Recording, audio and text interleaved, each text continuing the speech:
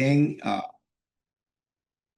en esta noche tenemos para hablar en las iglesias que estamos tratando, así que nos toca hablar de la iglesia, estábamos hablando de Tiatira, estamos hablando de Tiatira anoche, y hoy pues ya estamos introduciéndonos para hablar de la iglesia de Sardis. El nombre Sardis se relaciona con la expresión canto de gozo. Sardis, canto de gozo. Esa iglesia la ubicamos entre los años de 1517 a 1798.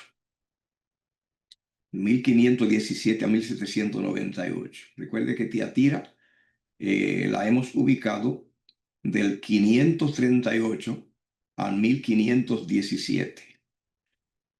¿Qué es lo que pasó? ¿Qué es lo que pasó en 1517? En el 1517, el monje católico de la Iglesia Católica Romana, Martín Lutero, protestó hacia a unas prácticas que la iglesia de él, que su iglesia llevaba a cabo. Vendían indulgencias, vendían documentos para la salvación, y además había una gran corrupción en la dirección de la iglesia. Y Lutero, pues, el 31 de octubre de 1517, escribió unos 95 declaraciones a donde denunciaba esa práctica de la iglesia, y Lutero le llamó las 95 tesis. Las escribió y las clavó en la puerta de la catedral, a donde la viera todo el mundo, con la intención pues de ventilar esas cosas con la membresía de la iglesia, para que la iglesia pues se envolviera en esas inquietudes, con la intención de crear conciencia de que esas prácticas que había en la iglesia y muchas ceremonias de la iglesia, las imágenes, todo eso, y la manera como la iglesia decía que era la salvación, que era mediante penitencias, mediante penitencias. Lutero, pues, formado en la iglesia católica, como vimos, era un cura, estudió, era un teólogo católico, pero y la iglesia católica ocultó la Biblia y la quitó de la vista de la gente. La Biblia estaba escrita en idiomas antiguos, no eran los idiomas que la gente ya hablaba, solamente estaba en hebreo, en griego y en latín. En el siglo IV hubo un papa, en el año 396 hubo un papa, Dámaso I, que él se interesó por la Biblia, que estaba solamente en griego y hebreo, y le pidió a un erudito muy consagrado que le hiciera una traducción de la Biblia al latín, que era el idioma del Imperio Romano. Era un emperador romano, Dámaso I, año 396. Y esta persona, pues, se fue a Israel, y allí pasó como 4 años dedicado a aprender bien el idioma hebreo y el griego, y hizo la traducción al latín. Y entonces los idiomas que no eran de la Biblia, que no eran griego y hebreo, se le llamaban idiomas vulgares. Por lo tanto, entonces se dijo que esa versión era la versión de la Biblia vulgar o vulgata. Se llamó la iglesia la versión de la Vulgata latina, porque fue traducida al latín. Ahora, después de ese trabajo, quien hizo esto fue Jerónimo. La Iglesia Católica, pues, canonizó, o sea, le dio el título de santo al Papa que mandó a hacer ese trabajo, y también a Jerónimo que hizo la traducción. Pero después que ese Papa hizo la traducción, ya eso fue en el siglo, en el 396, ya ahí entraba el siglo V. Desde allí hasta, eso fue en el año 394, entró ahí ya el año 400. Dámaso I murió en el 401. Y vino otro papa, pero ya cuando vino el tiempo en que vino un papa que tuvo la ambición de tener poder sobre toda la iglesia, llamándose papa, llamándose el que tuviera el pensamiento universal de la iglesia, el que hablara en nombre de toda la iglesia, poniéndose en lugar de Dios, de que su palabra simplemente sería la palabra última y definitiva de la iglesia. Llegó el tiempo también en el cual vino otro papa, fue Virgilio, ya en el año 538, a donde consiguió tener también el dominio político del imperio, ocupando el lugar del emperador romano, que ya esa gente que vino en ese tiempo no pensó igual que Dámaso sobre la Biblia. Porque la intención de Dámaso I, es que la Biblia fuera para la gente que hablaba latín en ese tiempo. Vino otra gente que ya cambió de opinión y ya no quiso que la Biblia fuera un libro al alcance de la gente. Ya se tiró entonces un decreto que cualquiera que tradujera la Biblia al idioma del pueblo, que ya fuera condenado a muerte.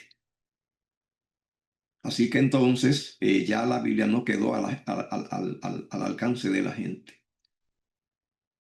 y ya se la ocultó. Quedó la Biblia completamente guardada, donde no tuviera acceso nadie casi, sino algún dos o tres de los eruditos de la iglesia, para que la gente no tuviera acceso a la iglesia, a la Biblia, y no la leyera, para que no supiera lo que decía. Entonces, de esa manera es que comenzaron, pues, a llenar la iglesia de ritos extraños. Lutero encontró la Vulgata. Recuerde bien que esa traducción se hizo en el año 396 al año 400. Entonces estamos hablando ahora de 1000 años después, más de 1000 años, cuando Martín Lutero, un cura, fue y encontró un rollo. Recuerde que no estaba la imprenta, era a mano, que se escribía todo en Occidente. Pero Lutero encontró un pergamino, un rollo, un libro de la Biblia, de la Vulgata, y se inmersó en ella, introdujo en la Biblia y allí se fue hasta lo último a leerla, pero claro, no la entendía, pero entendió Romanos, a donde decía que el justo vivirá por fe. Y cuando él encontró eso, él fue, como decían en griego, eureka. Ellos dicen así cuando encontraron algo, algo desconocido. Y luego él, pues, él entendió que encontró el cielo. Cuando él encontró que el justo por la fe vivirá, por la fe. Que toda esa cadena de ritos que la iglesia tenía para que la gente se salvara, los primeros ritos eran pagos, pagos, muchos pagos, mucho dinero. Con dinero se compraba todo, todo, todo, todo, todo. Y después del dinero, entonces, muchas ceremonias, día y noche haciendo ceremonias y haciendo liturgia para estar bien delante de Dios e imponiéndole a la gente muchas liturgia también, que Lutero, cuando leyó la Biblia, Lutero era un erudito, estudió mucho, así que estudió griego y, y latín. Él era un erudito en griego y latín. Él leyó la Biblia entera toda y llegó a la conclusión de que la iglesia se había llenado de ritos y de prácticas que solamente era un cúmulo infinito de, de basura religiosa. Entonces él clavó las 95 declaraciones donde él hacía ventilaba esas ideas, esas 95 tesis, para que el pueblo se empapara de ella y se volviera pues de interés. Y luego él comenzó a predicar también esas observaciones y críticas que le hacía a la iglesia. No tuvo intenciones nunca de él pelearse con la iglesia. La intención de él fue que la iglesia, eso fuera como germinando como la levadura y creara conciencia en toda la iglesia para que la iglesia cambiara y abandonara todas esas prácticas que había adquirido. Esto del celibato, de que no podía ninguna persona casada, sino que tenía que ser célibe, que tenía que ser soltero. Solamente así podía ser un líder de la iglesia, desde el nivel más bajo hasta el más alto. Y en la Biblia no encontró ninguna relación de esa práctica del celibato con el Evangelio y con la salvación, el bautismo de los infantes, de los niños recién nacidos. No lo encontró en la Biblia. Lo que se llama la confesión auricular, que era establecido universalmente, es aquello de que el cura, sentado por allí en un confesionario, y por un hoyito, por un huequito, allí entonces estaba el que se confesaba para que tuviera que decirle todas sus faltas a un hombre. La Biblia dice, la Biblia habla, manda a que nosotros confesemos nuestros pecados, la Biblia lo manda. En Santiago capítulo 5 decía, confesad vuestras faltas unos a otros. Y Cristo mandó también a que cuando nosotros ofendemos a alguien, nosotros debemos también confesar nuestras faltas unos a otros. Santiago 5 dice, confesad vuestras faltas unos a otros y orad los unos por los otros para que seáis sanados. ¿Ve? Cuando se lastima a alguien, cuando se le hace daño a alguien, cuando se hace algo que ofendió a alguien, la Biblia manda pues que se pida perdón. Pero allí no manda eso. La confesión que la iglesia estableció no tiene nada que ver con que el que ofendió a alguien o lo afectó, que vaya y hable con él, no. Allí era que se lo diga al sacerdote, para que ellos, él, entonces tenía una liturgia, una ceremonia, para según ellos perdonar ese pecado. La Biblia manda que los pecados se le confiesen a Cristo, que le confiesen a Dios y a una persona a la cual uno pues dañó en algún grado. Allí no, allí se estableció es que todo era dicho porque el sacerdote, ellos argumentaban que Dios le dio poder para que perdonara pecados. Y Lutero se levantó contra eso y lo puso en las tesis también. Eso pasó en el 31 de octubre de 1517. Entonces ahora la iglesia de 1517 a 1798, 1517 a 1798. Esa iglesia se llama Sardis, relacionada a su nombre con la expresión canto de gozo. Canto de gozo, ¿por qué? Canto de gozo porque pasó algo en esa iglesia. Y es que la iglesia, entre 1517 y 1798, es la iglesia de la Reforma. La iglesia de la Reforma. Vamos a ver qué es lo que dice la Biblia, qué es lo que dice aquí el mensaje a la iglesia de Sardis. Apocalipsis 3, del 1 al 6. Dice allí, escribe al ángel de la iglesia en Sardis. El que tiene los 7 espíritus de Dios y las 7 estrellas dice esto. Yo conozco tus obras que tienen nombre de que vives y está muerto. Así estaba pues la iglesia como Lutero la encontró. Muerta. Estaba corrompida. En ese tiempo se estaba construyendo la Basílica de San Pedro. La iglesia pues más pomposa del mundo, la catedral más pomposa del mundo, y la iglesia, la Basílica de San Pedro, la iglesia del Vaticano. Esa iglesia pues, ese templo, se llevó cientos de años en construirlo. Y la gente que visita el Vaticano pues ve allí ese edificio extraordinario. Y eso llevó mucho dinero. Y entonces para construir ese templo, esa basílica, como ellos le llaman, de San Pedro, hubo que buscar mucho dinero y entonces se practicaba lo que se le ha llamado la simonía, que es vender salvación y vender gracia de Dios por plata. Y para buscar dinero para hacer esa catedral, esa construcción, fue que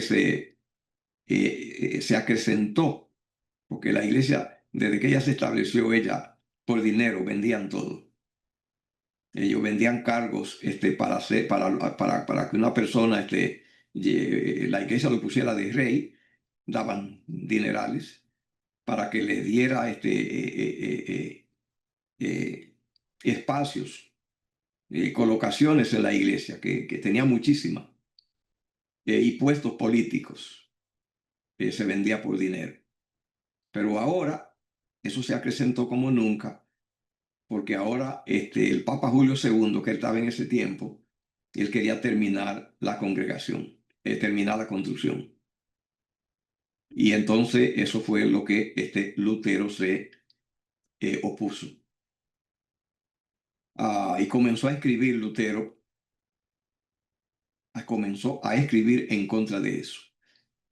Y esos escritos simplemente llegaron a donde el obispo de allí, de la comarca, y él pues lo llevó a Roma. Y allí el Papa y la Inquisición, el equipo de teólogos que vigilaba todo lo que se decía o se escribía, ellos convocaron a Lutero para que fuera a Roma. Y Lutero fue a Roma antes. Y cuando él vio el libertinaje en que vivían toda la cúpula de allí de Roma vino decepcionada, y la falta de consagración y la liviandad y el derroche de dinero como vivían allí. Pero cuando lo convocaron ahora para que fuera, él no fue, porque cuando ellos convocaban así era para arrestar a la gente y someterla a la hoguera. Así que él no fue, pero como el Papa tenía poder político en todo el mundo conocido, y el emperador que había, Carlos V, emperador de todo el Imperio Romano, él era un protector del Papa. Se protegían uno a otro. Entonces, no había donde Lutero podía librarse en todo el imperio, porque la orden del Papa había que cumplirla, porque si él ordenaba que alguien fuera arrestado y condenado y no lo hacían, él tenía poder para que esa persona que tenía que hacerlo y no lo hizo, se le hiciera, se le sometiera a la misma a penalidad. ¿Cómo fue librado Lutero de que no lo arrestaran en algún lugar del imperio, en Alemania? Y es porque había en Alemania un príncipe del gobierno de Alemania que era tío del emperador Carlos V. Y ese tío del emperador Carlos V lo respetaba mucho. Era Federico el Sabio. Y ese príncipe admiraba a Lutero. No se hizo nunca luterano ni protestante, pero simplemente apoyaba al 100% a Lutero, simplemente creía al 100% que la iglesia estaba corrompida, le daba la razón el 100% a Lutero. Y entonces ese príncipe, que era tío del emperador del Imperio Romano, Carlos V, cuidó, protegió a Lutero. Y Carlos V, por respeto, no se atrevió a arrestarlo, a pedir que lo buscaran y lo llevaran preso al Vaticano, y lo protegió. Él cuidó a Lutero. Así que entonces Lutero pues se consiguió que se gestionara que él no tuviera que ir al Vaticano, porque sabía que allá lo arrestaban y lo mataban, sino que se convocara a la dieta, o sea, todos los príncipes de todo el imperio y los teólogos, para que allí se oyera en público a Lutero cuál era su posición. ¿Ve? Y entonces en la dieta, como le llamaban a esa reunión continental, allí exigieron a Lutero que se retractara. Esa reunión la hicieron en Aquisgrán, Alemania. Y allí Lutero no se retractó, simplemente le exigieron que se retractara o moría. Y él dijo que él no se retractaba delante del emperador Carlos V. Y Carlos V decretó que Lutero fuera arrestado y muerto, o sea, quedaba fuera de la ley, y que sus escritos todos fueran recogidos y quemados.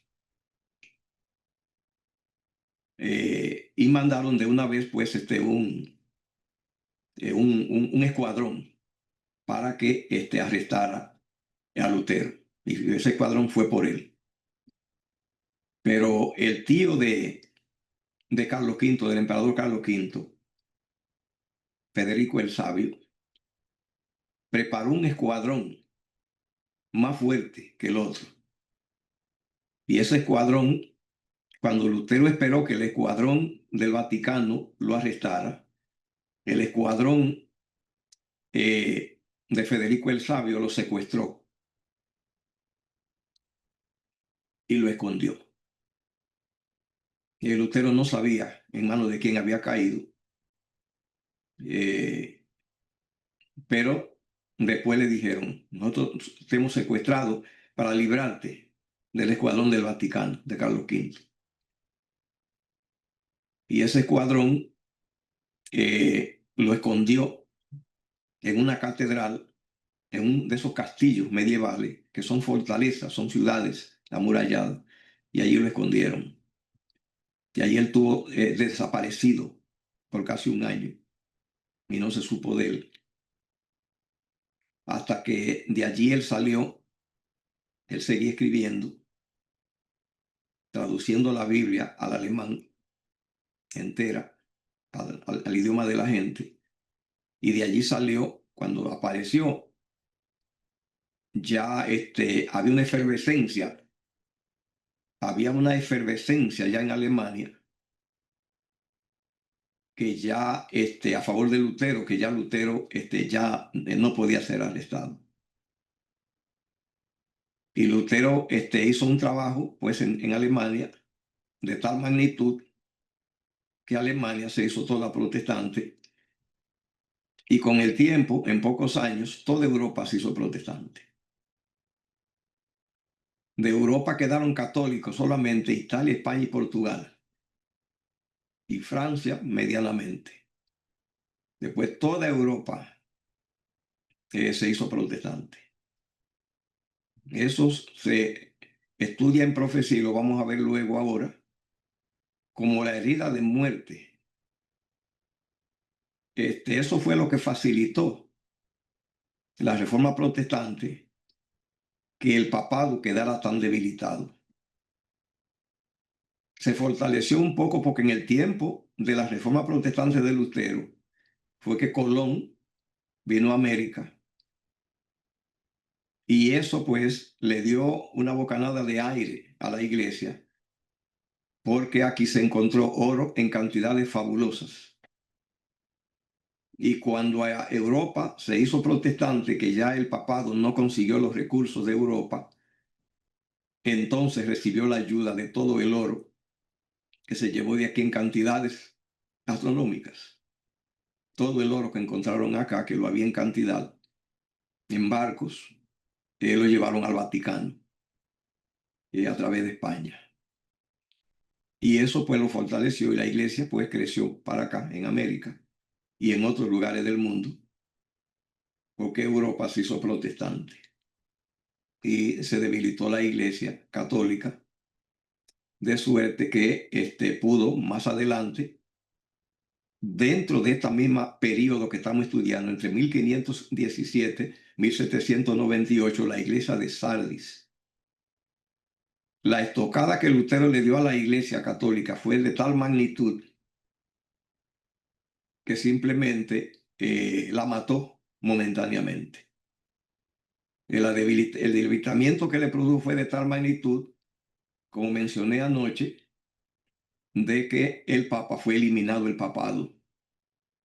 En el 1798, ahí terminó el papado en ese tiempo. Napoleón Bonaparte, emperador de Francia, envió a Berthier al Vaticano y arrestó al Papa Pío VI en el 1798. Y lo sacó del Vaticano, se lo llevó arrestado, lo sacó de Italia, llevó a Francia, a Aviñón. El Papa murió en el extranjero y Napoleón decretó el fin de la iglesia. Eso es porque se dice aquí canto de gozo. O sea, la iglesia ahora de la reforma protestante. Eso es lo que estamos estudiando esta noche. Eso pasó. 1517 estalla la reforma protestante de Lutero.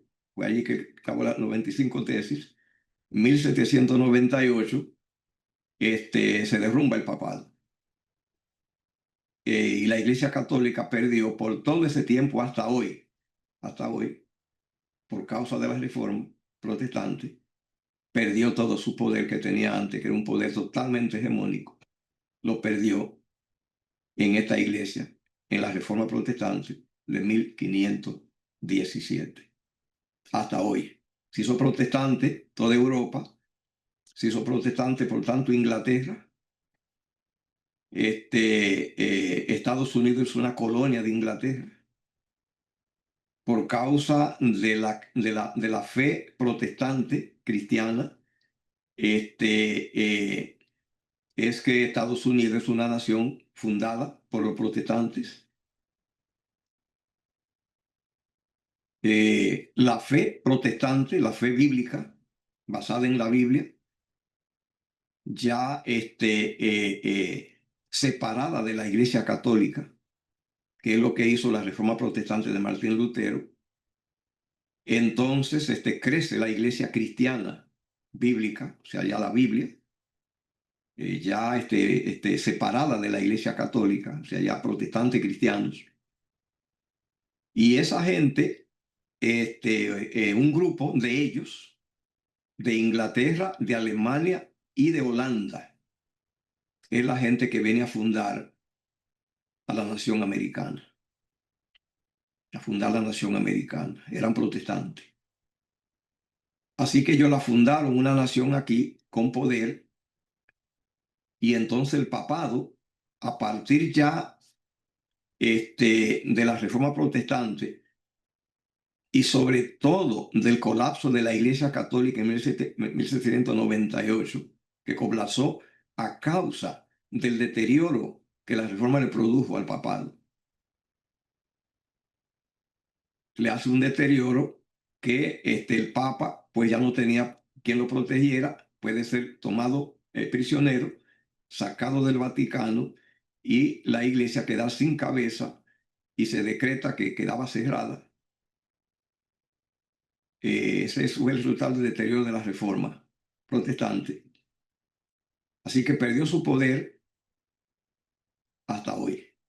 La Iglesia, desde el tiempo de la Reforma, no ha tenido ya el poder que tuvo durante la Iglesia de Tiatira, que estudiamos cómo ella tenía el apogeo, el dominio total sobre todo, y una persecución, la Inquisición, persiguiendo y matando a todo el que opinaba, y cualquier libro que se escribía que no se consultaba a la Iglesia era quemado, y la persona pues llevada a la hoguera o sometida a crueles maltrato o prisión de por vida, cualquiera cosa que hiciera que la Iglesia no le gustaba, aunque no fuera mala. En el caso, por ejemplo, de Galileo, él fue amenazado, que tenía que retractarse, porque él dijo que en el sistema solar no es en torno a la Tierra que gira el Sol y los planetas. O sea, eso no es ninguna inmoralidad. Es que no se podía opinar nada. No se podía, ¿cómo se llama? Incursionar en la ciencia tampoco. No se podía incursionar en la medicina, porque hubo un médico español que, porque él comenzó a estudiar la circulación de la sangre, ya eso la Iglesia no lo permitió, y lo persiguió y gestionó su muerte. A Miguel Servet, un médico español, porque decían, ya tú has tropezado con el mundo que solamente le pertenece a Dios, que él es estar indagando cómo funciona el cuerpo humano. O sea, no se podía hacer nada. Y mataron a Miguel Servet, gestionaron su muerte.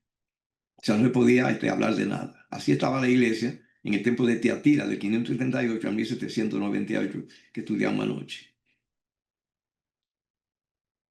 A partir de la Reforma Protestante que estamos estudiando hoy, la Iglesia de Sardis, 1517 y 1798, la Iglesia perdió ese poder para siempre. Ahora ya simplemente no tiene poder para perseguir a la gente por su opinión. No puede perseguir a la gente a matar. La Inquisición no puede. En Europa no podía. En América Latina sí. Cuando la Iglesia Católica se estableció aquí en América Latina, la Inquisición vino entonces aquí. Porque ellos, donde quiera que están establecidos, ellos ponen el mismo régimen. Por lo tanto, tengo los documentos aquí en mi biblioteca que usted ve a mi espalda. Aquí está el libro de la Inquisición en México. ¿Cómo operó la Inquisición en México? ¿A quienes persiguen? La Inquisición perseguía a los judíos, porque el judío pues nunca se sometía a ellos, porque tenía otra manera de creer en Dios, en la Biblia, y el Papa y la Iglesia no permitía eso. Y también a cualquier otra gente que tuviera ideas filosóficas, religiosas, también lo perseguían. y hubo pues casos de crueldad extraordinarios en México. Sometiendo gente a hoguera y maltratos, o sea, extraordinario en México, y también en Perú. En Perú. Allí en Perú está el Museo de la Inquisición, a donde ellos tenían túneles enormes de todo tipo de herramientas e instrumentos para infligir maltrato y tormento a las gentes, también por esas mismas situaciones. Alguna idea o cosa, cualquier situación que no le caía bien a la iglesia, aunque la persona no hiciera nada. Pero eso pasó en América, porque aquí sí la iglesia se estableció cuando ya en Europa la reforma protestante ya había triunfado. Allá en Europa, allí ya no siguió eso a partir de la reforma protestante. Hubo muchas guerras entre los protestantes de Alemania y de Holanda y la iglesia romana, porque la iglesia siempre todo católica, su método es el asesinato, su método es la violencia, su método es la eliminación física. Por lo tanto, cuando ya la gente se le opuso en Europa, la iglesia tiene poder, el papa tiene poder sobre los ejércitos políticos y militares, manipula a los gobernantes y usa el poder civil todo el tiempo. Así que usaban los ejércitos de Francia y el ejército de Italia para hacer la guerra a los protestantes en Alemania y en Holanda y en otros lugares. Y hubo mucha sangre derramada. Pero ya no era con la misma situación, con la misma condición que durante la Edad Media. Porque ya había gente que le hacía frente, quien le plantaba cara. Y fue derrotada finalmente. Y ya el protestantismo se estableció allí. Entonces, cuando eso ocurrió, ya vino y se fundó, vinieron en el 1620. En el 1620 vino un grupo de protestantes de Inglaterra, de Alemania y de Holanda. Vinieron para establecer una nación, una nueva nación en los Estados Unidos, y eran protestantes, 1620. Y entraron por Massachusetts. El lugar donde ellos hicieron tierra se llama Cape Cod, Cape Cod, como se dice, el Cabo del Bacalao, Cape Cod. Yo he visitado allí en New Bedford, en Massachusetts. Y ellos llegaron por allí, vinieron en un barco llamado el Mayflower, como flores de mayo, Mayflower. Llegaron allí y se le llama los Padres Peregrinos.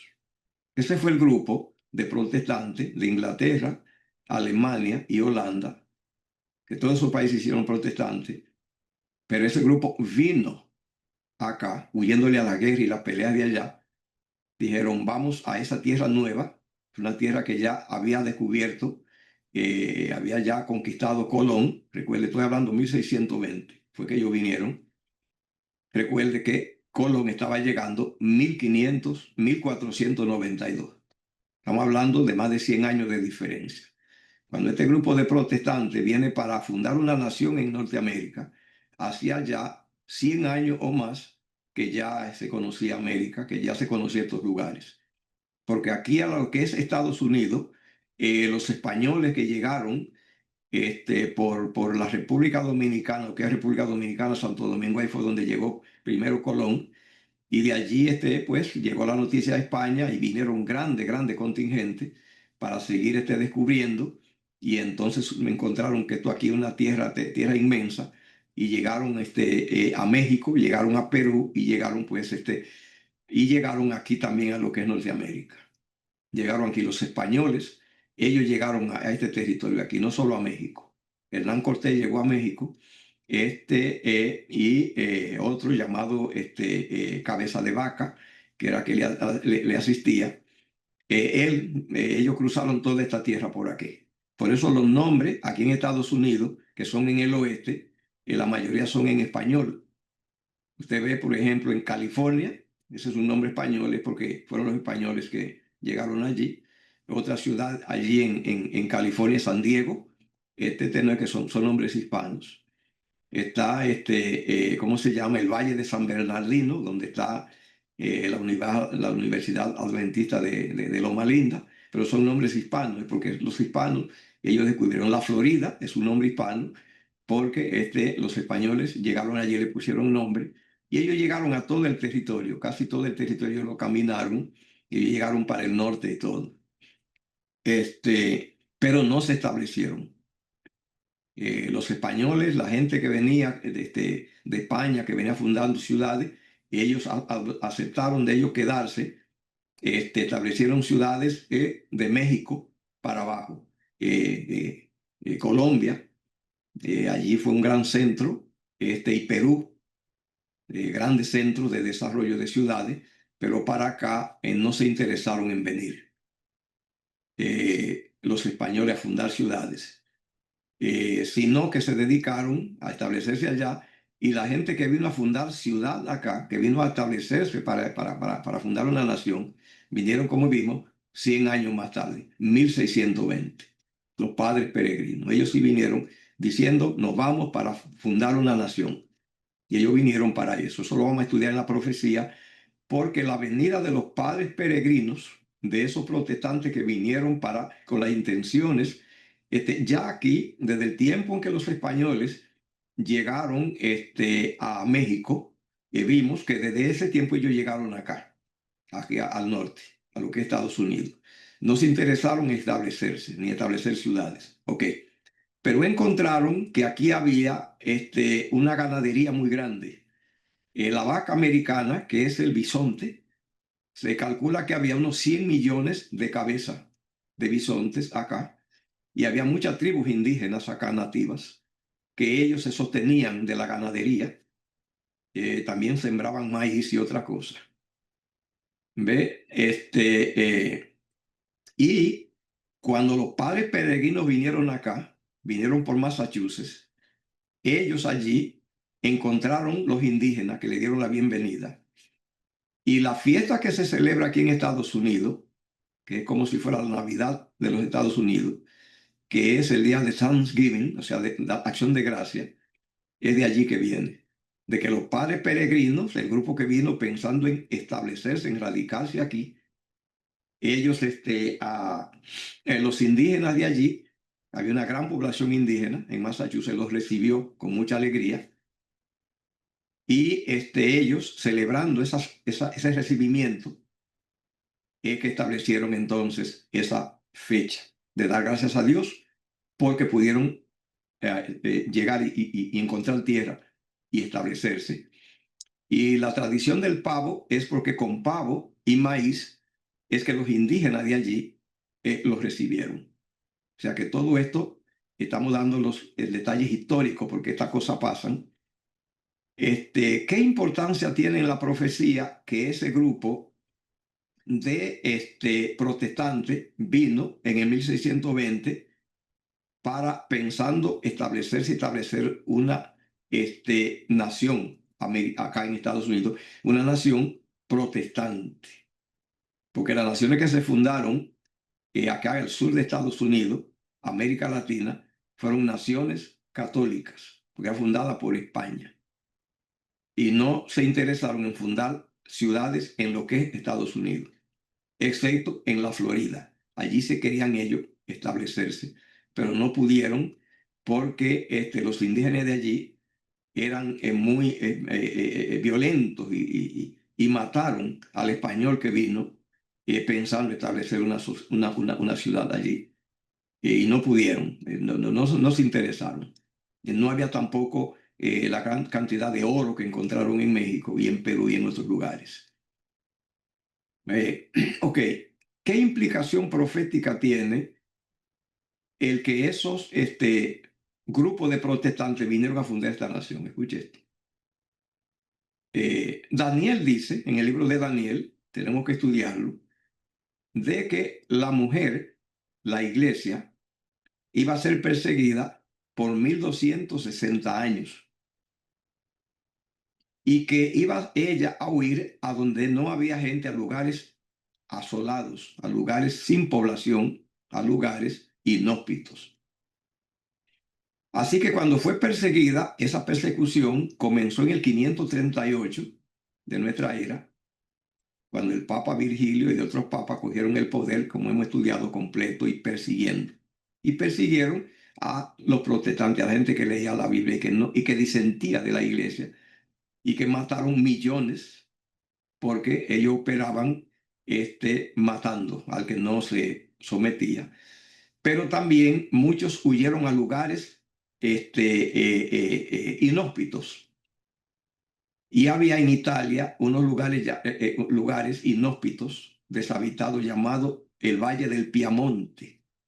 Y allí huyeron ellos. Ok, pero la profecía dice que la iglesia perseguida iba a huir a donde Dios tenía un lugar preparado llamado el desierto. Dice que huiría al desierto. Y cuando se dice desierto en Daniel y Apocalipsis, es un libro simbólico. La palabra desierto allí no es literal. Pero lo que pasa es que en Daniel y Apocalipsis, al conglomerado, al conjunto de gente, naciones, pueblos, muchedumbre, ciudad, lugares poblados, a la gente, a la población humana, se le llama agua. Agua. En el lenguaje simbólico de Apocalipsis de Daniel. Y a los lugares donde no hay población humana, que era desolado, se le llamaba desierto porque no había agua, porque no había gente. Entonces dice la profecía que la mujer huiría al desierto, eso es simbólico, es un lenguaje cifrado, de que huiría a lugares asolados. Y huyó así en Europa. Pero dice que esa huida iba a ser por 1260 años. ¿Por qué? Porque ese era el tiempo en que el Papa iba a estar persiguiendo hasta que el Papa fuera debilitado. En el 1798 el Papa fue eliminado por ese tiempo, porque Napoleón Bonaparte simplemente mandó a arrestarlo, fue arrestado, sacado de allí y decretado que la iglesia terminaba, pero ya la reforma protestante le había quitado el poder en Europa. O sea, no tenía esa hegemonía. Pero la iglesia iba a estar perseguida por 1260 años. 538 se cumple ese tiempo en 1798. Ahí van 1260 años. Por 1260 años la iglesia iba a estar huyendo, perseguida en el desierto. Así que el desierto comenzó en el 538, terminó en el 1798, cuando el Papa ya no tenía hegemonía, perdió la iglesia la fuerza de persecución. Y ese desierto comenzó en Europa, porque no existía América, pero se completó, terminó en América. Entonces ya América, Estados Unidos está en la profecía, porque ese grupo de protestantes que huyó de Inglaterra, Holanda y Alemania para quedarse acá y fundar ya la nación, esa era la iglesia fugitiva de la profecía. Y Estados Unidos era el desierto donde ella llegaría. Por lo tanto, ellos llegaron en el 1620 y el tiempo de terminación profética del desierto, de la huida de la iglesia, terminaba en el 1798. Así que calcule usted cuántos años hay de 1620 a 1798. Hay casi 200 años.